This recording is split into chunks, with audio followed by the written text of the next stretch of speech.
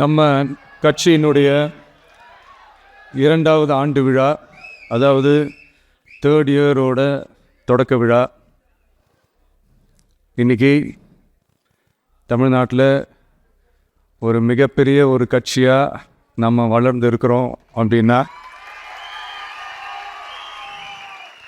அது உங்களால் தான். ப்ளஸ் நம்மளை நேசிக்கிற கோடிக்கணக்கான மக்களும் தான் அதுக்கு ஒரு மிக முக்கிய ஒரு காரணம். நீங்கள் தான் என்னுடைய ஒரு மிகப்பெரிய ஒரு பலம். உங்களை நம்பி தான் நானும் நம்ம கட்சியும் இருக்கிறோம். இதை நான் சொல்லி தான் உங்களுக்கு தெரியணும்னு அவசியம் இல்லை, இது உங்கள் எல்லாருக்குமே நல்லா தெரியும். அதனால் இன்றைக்கி உங்கள் எல்லாருக்கும், நம்ம கட்சியில் இருக்கிற தோழர்களுக்கும் தொண்டர்களுக்கும், இந்த கட்சியினுடைய ஒரு தலைமை தொண்டனான என்னுடைய வாழ்த்துக்களும் நன்றிகள்.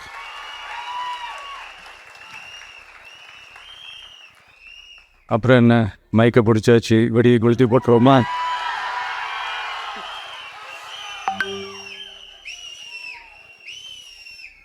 (1977) ஜூன் மாதம்னு நினைக்கிறேன். ஜூன் மாதத்தில் புரட்சித் தலைவர் எம்ஜிஆர் அவர்கள் ரேடியோவில் ஒரு பேட்டி ஒன்று கொடுத்தாங்க.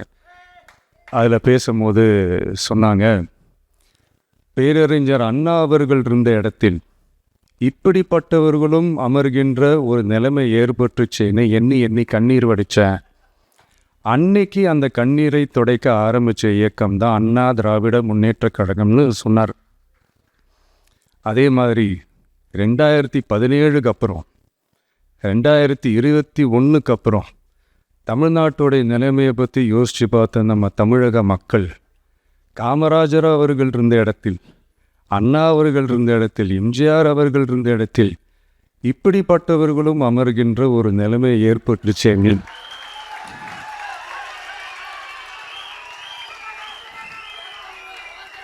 தமிழக மக்கள் கண்ணீர் வடித்தாங்க. இன்னைக்கு இந்த கண்ணீரை துடைக்க ஆரம்பித்த இயக்கம் தான் தமிழக உற்சவம்.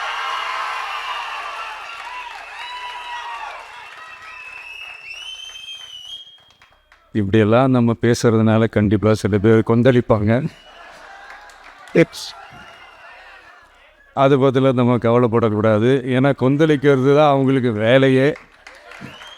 புரிதுகள் அவங்களுக்கே.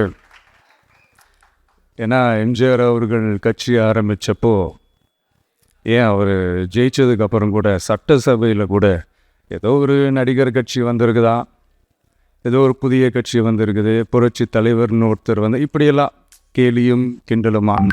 அதனால் யார் அரசியலுக்கு வந்தாலும் இப்படி கொந்தளிக்கிறது தான் அவங்களுடைய வேலையே. அப்படி தான் நாம் அரசியலுக்கு வந்ததுக்கப்புறம் கூட இந்த விஜய்க்கு என்ன அனுபவம் இருக்குது, எம்ஜிஆர் அவர்களுக்கு எவ்வளோ அனுபவம் இருக்குது தெரியுமா? 52லேருந்து 72 வரைக்கும் அந்த 20 இயர்ஸ் திமுகவில் இருந்த ஒரு அரசியல் அனுபவம் எவ்வளோ இருக்குது தெரியுமா? விஜய்க்கு என்ன பெரிய அனுபவம் இருக்குதுன்னு கேட்டால் அதே வாய் தான் அன்னைக்கு எம்ஜிஆர் அவர்களை பார்த்து, அன்னைக்கு எம்ஜிஆர் அவர்களை பார்த்து அரசியல் அரிச்சுவடி தெரியாதவர், கவர்ச்சியை மட்டுமே நம்பியிருக்கிறவர், அட்டக்கத்தி, வாய் விளம்பர வள்ளல், இவருக்கு கேள்வி மட்டும் தான் கேட்க தெரியும், பதில் சொல்ல தெரியாது, நிருபர்களை சந்திக்க மாட்டார், டெல்லியை வகச்சிக்க மாட்டார், மேலே இருந்து அவருக்கு அவ்வளோ ப்ரெஷர் இருக்குது, அப்படி இப்படின்னு சொன்னதும் அதே வாய் தான். அதனால் எம்ஜிஆர் அவர்களை மட்டும் இல்லை, அவருடைய தொண்டர்களை கூட விட்டு வைக்கலை. அது என்னது, இந்த பளபளப்பு ஜொலி ஜொலிப்பை பார்த்தா பள்ளிழிப்பவங்க, இப்படியெல்லாம் கிண்டலும் கேலியுமா, இது எல்லாம் மக்கள் ஒரு மாதிரி சைலண்ட்டாக வாட்ச் பண்ணிக்கிட்டு என்ன பண்ணாங்கன்றது உங்களுக்கே நல்லா தெரியும். அவர் ஜெயிச்சதுக்கப்புறம் இந்த அரசியலில் பழந்துன்னு கொட்டை போட்ட அனுபவிச்சாலே இருப்பாங்கன்னு சொல்லுவாங்கள்ல, அவங்க எல்லாருக்குமே அந்த கோட்டைன்றது ஒரு பகல் கனவாகவே மாறிடுச்சுன்னா பார்த்தேன்.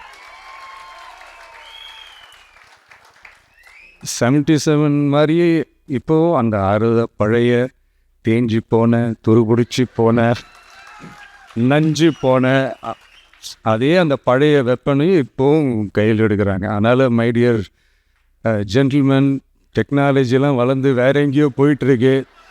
அட்லீஸ்ட் உங்கள் டெக்னிக்கையாவது கொஞ்சம் மாற்றுங்க பாஸ்.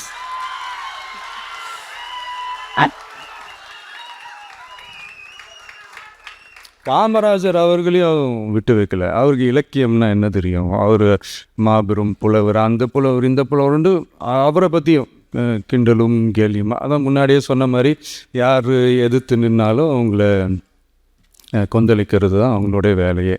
ஸோ இப்படி அவங்க பண்ணுற தப்பெல்லாம் நம்ம எடுத்து சொன்னால், அவங்க பண்ணுற அட்ராசிட்டியை பற்றி நம்ம எடுத்து சொன்னால், அவங்க பண்ணுற அந்த ஊழலை பற்றி தான் நம்ம எடுத்து சொன்னோம். முக்கியமாக நாம் அதை எடுத்து சொன்னால் 50 வருஷத்துக்கு முன்னாடி இருக்கிற அதே தகர டப்பாவை எடுத்து உருட்ட ஆரம்பிச்சிருவாங்க.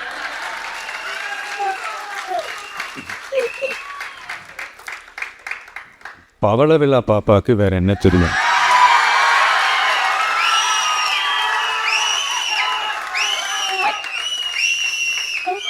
பழைய டப்பாவை உருட்டதானே தெரியும். அதுக்காக நாம் அவங்க பண்ணுற தப்பெல்லாம் சொல்லாமல் வெளியே சொல்லாமல் இருக்க முடியுமா? சொல்லுவோம், சொல்லிக்கிட்டே இருப்போம். நம்மளை தவிர யார் அவங்கள ஏற்று நின்று கேள்வி கேட்கறது? யாருக்கு அந்த தில்லு இருக்குது?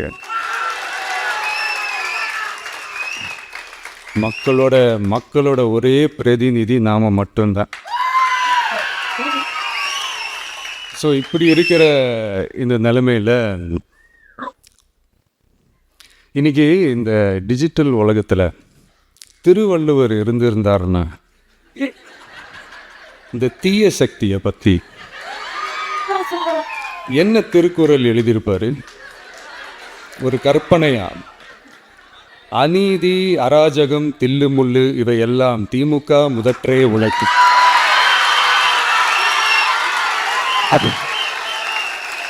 அது கற்பனையா?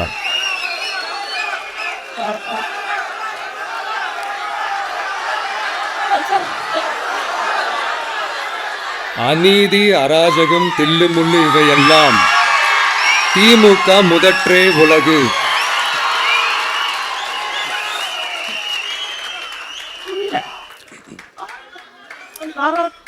அடுத்து இந்த என்னப்பா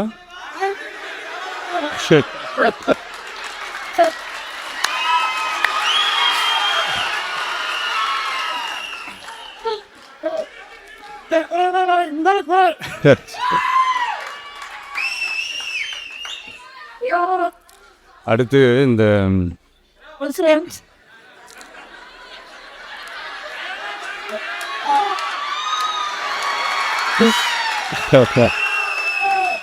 சொல்லிட்டோம், 2 வாட்டி சொல்லிட்டேன்.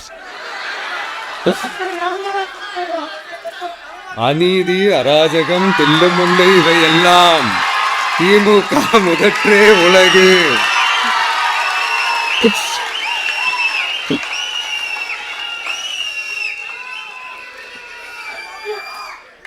அடுத்து இந்த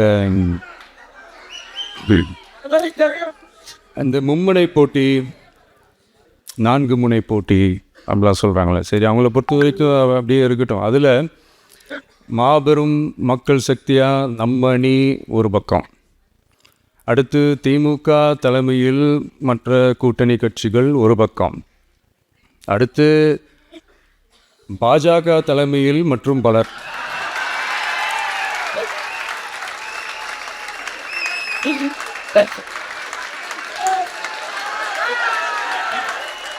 என்னப்பா சிரிக்கிறீங்க? உண்மையை தானே சொன்னேன்.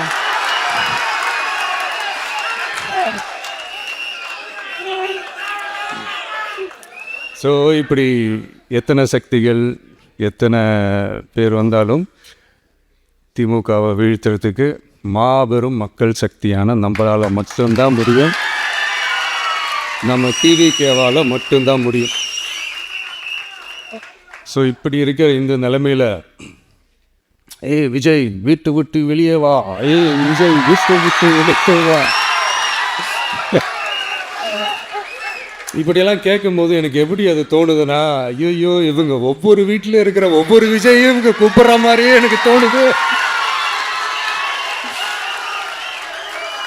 அப்படிதான் எனக்கு தோணுது. அதனால் பொறுங்க பாஸ், வருவாங்க. முறையாக வருவாங்க. ஓட்டு போடுற அன்னைக்கு ஓட்டர் ஐடியை கையில் எடுத்துக்கிட்டு ஒவ்வொரு வீட்டில் இருக்கிற ஒவ்வொரு விஜயும்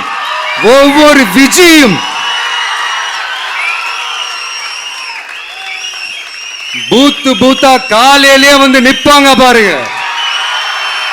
அன்னைக்கு தெரியும் பாருங்க,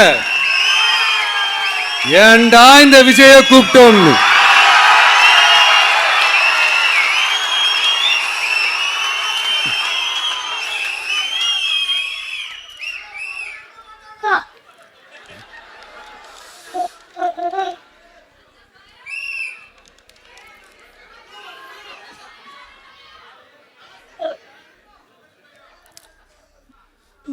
ஸோ இப்படி பேசினா உடனே இவரெல்லாம் சினிமாவா இது அப்படின்ட்டு ஆரம்பிச்சிருவாங்க. நான் சினிமா விட்டாலும் நீங்கள் சினிமா விட மாட்டேங்கிறீங்களேப்பா.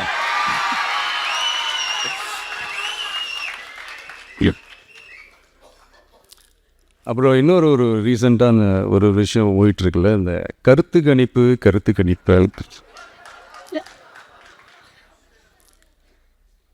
அதில் நிறைய பேர் உண்மையான கருத்து கணிப்புலாம் சொல்கிறாங்க. அதையும் நான் தப்பு சொல்லலை. சில பேர் கடுப்பில் விட்ட கணிப்பாகவும் இருக்குது, அதையும் நான் தப்பு சொல்லலை. இந்த கடுப்பில் விட்ட கணிப்பாளர்களுக்கு நான் சொல்லிக்கிறது என்னென்னா, ஒவ்வொரு ஊராக தெருவாக வீடாக போய் நீங்கள் அந்த கருத்து கணிப்பு எடுத்து பாருங்கள். ஒவ்வொரு வீட்லேயும் டிவிக்கு இருக்கிறத நீங்கள் பார்த்து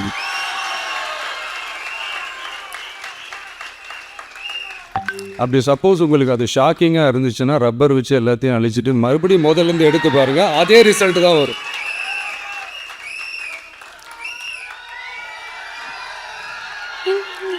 இது என்னப்பா லாஜிக்கு, அது எப்படி எல்லார் வீட்லேயும் டிவிக்கு இருக்கும் அப்படின்னு நீங்கள் கேட்டிங்கன்னா, ஒரு சின்ன சாம்பிளுக்கு ஒரு சின்ன டெஸ்ட் ஒன்று பண்ணி பாருங்களேன்.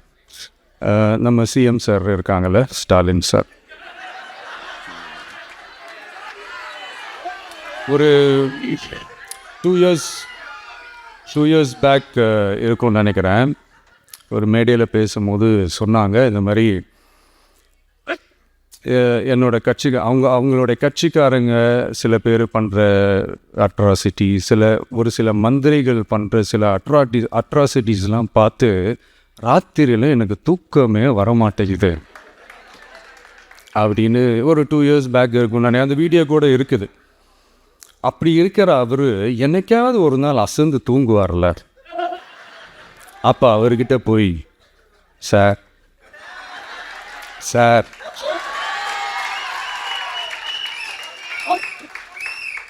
எந்த சின்னத்துக்கு சார் ஓட்டு போடுவீங்க அப்படின்னு கேட்டு பாருங்க. விசில் சின்னத்துக்கு தான்.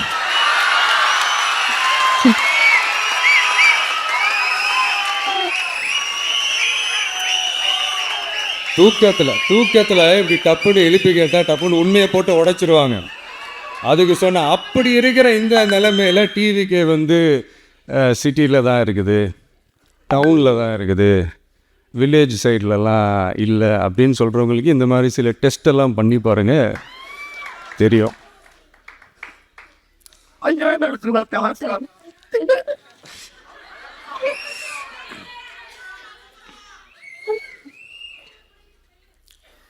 விசில் சின்னம் போகாத ஊரே இல்லை. விசில் சின்னம் எங்கெல்லாம் இருக்குதோ அங்கெல்லாம் டிவிக்கே இருக்குதுன்னு அர்த்தம். என்னுடைய அம்மா, அக்கா, தங்கைகள், அண்ணன், தம்பிகள் டிவிக்கேக்கு ஓட்டு போடுறத யாராலையும் தடுக்க முடியும்.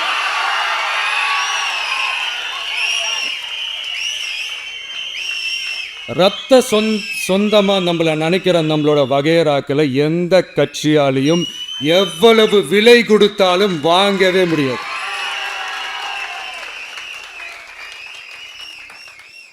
நான் ஓவர் கான்ஃபிடென்ஸில் பேசுகிறேன் அப்படின்லாம் நினைக்காதீங்க. இதுதான் கள நிலவரம், கள யதார்த்தம்னு இதுதான். தீய சக்தியை வீழ்த்துறதுக்கு தூய சக்தியான நம்மளால் மட்டும்தான் முடியும். இந்த 2026 சட்டமன்ற தேர்தலில் டிவிக்கே தான் மக்களோட ஒரே ஆப்ஷன்.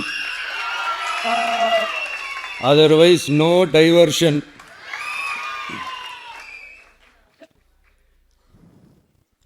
இந்த டப்பா இன்ஜின், ஓட்டை இன்ஜின், எவ்வளோ இன்ஜின் வந்தாலும் டாப் இன்ஜின் நம்ம டிவிக்கு தான்ன்றது மக்கள் ஆல்ரெடி முடிவு பண்ணிட்டாங்க. அதனால் நம்மளுடைய தோழர்கள் அதை மனசில் நல்லா ஏற்றிக்கிட்டு இன்னும் ஷார்ப்பாக ஒர்க் பண்ணுங்கள். நான் ஏற்கனவே சொன்ன மாதிரி ஒன்றியம், நகரம், பேரூர், பகுதி, கிளை எல்லா இடத்துலையும் அந்த பூத்தாக அந்த நம்மளுடைய வேட்பாளர்களுக்கு ஒற்றுமையாக இருந்து வேலை செய்யுங்க. நமக்கு மாபெரும் கூட்டணியான மாபெரும் மக்கள் சக்தியான குடும்பமாக நம்மளோட இருக்கிறாங்க. இன்னொன்று அன்றைக்கி நான் சொன்ன மாதிரி நம்மளுடைய விசில் சின்னத்துக்கு ஓட்டு போட வைக்கிறது மட்டும்தான் உங்களுடைய வேலை. மற்றதெல்லாம் மக்களோட சேர்ந்து நான் பார்த்துக்கிறேன்.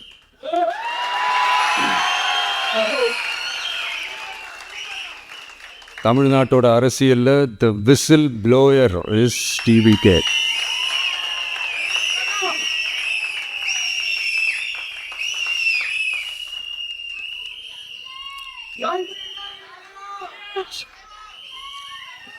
நம்ம மக்கள் இந்த விசில்ல ஊதுல இந்த தீய சக்தியும் இந்த ஊழல் சக்தியும் தெரிச்சு ஓடணும். எப்படி தெரிச்சு ஓடணும்? அன்னைக்கு சென்ட் ஜார்ஜ் கோட்டையில் டிவிக்கு ஆளும் கட்சியா எழும்.